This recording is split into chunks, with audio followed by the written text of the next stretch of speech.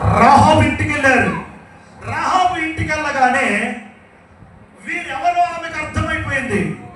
ఈ ఎరుకో పట్టణాన్ని వేగి చూడడానికి వచ్చారో ఆమెకు అర్థమైపోయింది.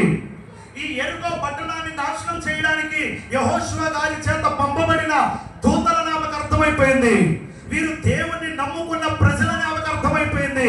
యెహోవా దేవుణ్ణి ఆరాధించే శక్తి కలిగిన దేవుని పిల్లలు అని ఆమెకు అర్థమైపోయింది.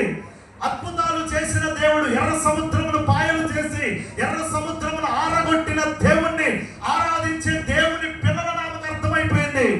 బండలో నుండి జీవజల ధారలు పుట్టించిన ఆ ఇశ్రాయేలీయుల దేవుడు ఆరాధించే ప్రజలు అని ఆమెకు అర్థమైపోయింది.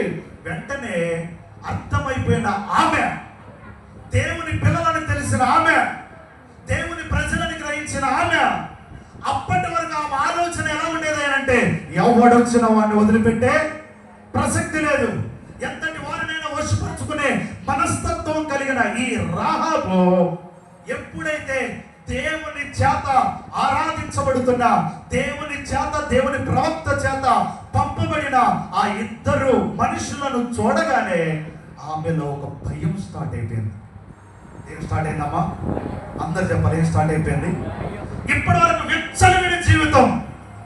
తల్లిదండ్రులు ఏమనట్లేదు, అన్నదమ్ములు ఏమనట్లేదు, అక్కచెల్లెలు ఏమనట్లేదు, ఒకరు గద్దించిన గయ్యాలితనం, నువ్వేంటమ్మా నాకు చెప్పేది, నువ్వేంటయ్యా నాకు చెప్పేది, నాకు ఈ బాట నచ్చింది, ఈ మార్గం నచ్చింది, ఈ వేషతనం నాకు నచ్చింది, నేను ఇలా బ్రతుకుతున్నాను అని చెప్పి ఎదురు చెప్పే ఆ రాహాబు జీవితంలోనికి దేవుని బిడలను చూడగానే ఏం కలిగింది? అందరు చెప్పలే కలిగింది? భయం కలిగింది. భయం కలిగి ఆ వచ్చిన ఇద్దరిని కూడా ఒక చోట దాచిపెట్టింది.